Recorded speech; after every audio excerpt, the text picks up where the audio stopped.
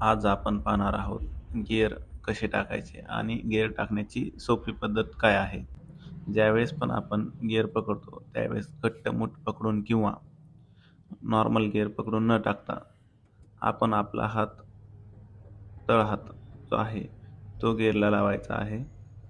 तळहात लावल्यामुळं आपल्याला डायरेक्ट जाणवते. जाणवल्यामुळे आपण गिअरचा टर्न जो आहे तो एकदम स्मूथ आणि व्यवस्थित करू शकतो. हे पाहून घ्या. लेफ्टला टर्न एकदम इझी होऊन जातो.